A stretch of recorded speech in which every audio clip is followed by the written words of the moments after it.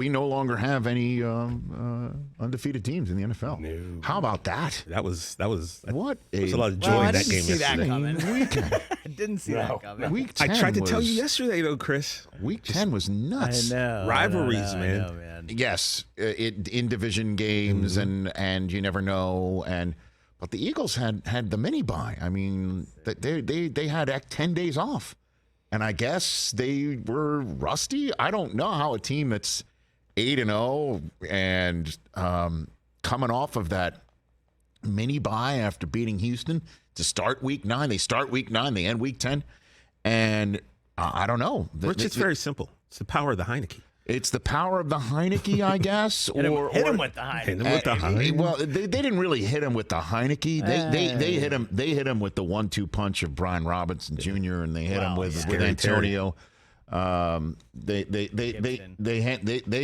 him with the Robinson Gibson 1-2 punch, man. Yeah.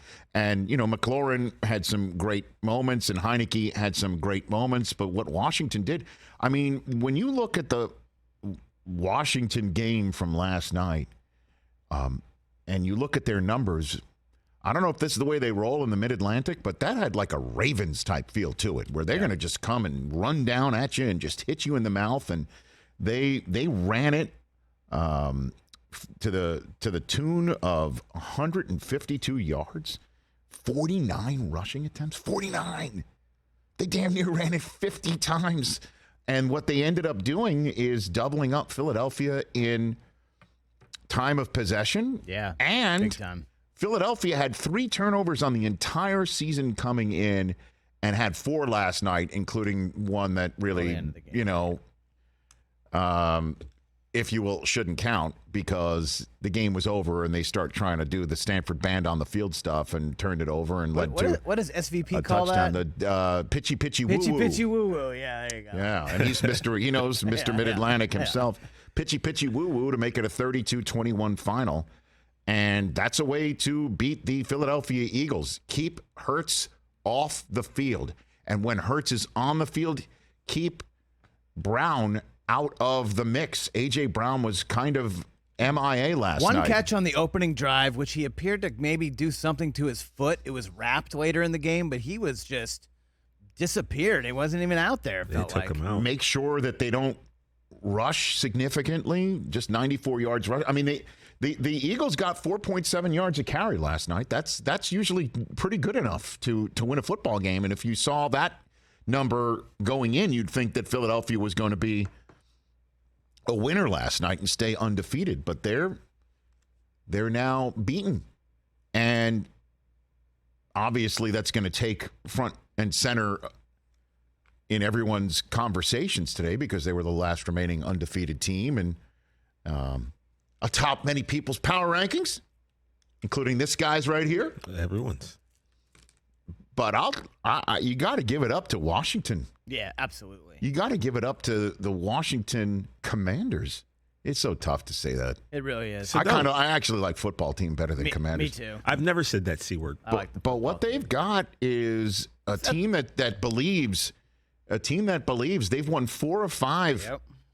I think Carson Wentz should just, get used to that clipboard and that earbud because Taylor Heineke isn't going to, win any contests looking like your usual quarterback in the NFL.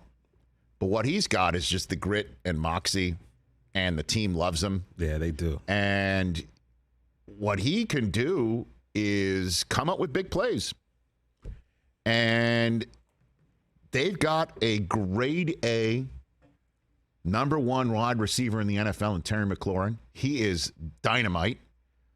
And if they can run the football like this, and they can win games like this, where they can keep the offense that's supposedly better off the field and the MVP quarterback in the MVP race off the field and turn a team over,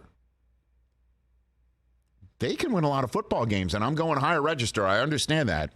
But they're 5-5. You didn't really, though. You take a look at the NFC standings right now.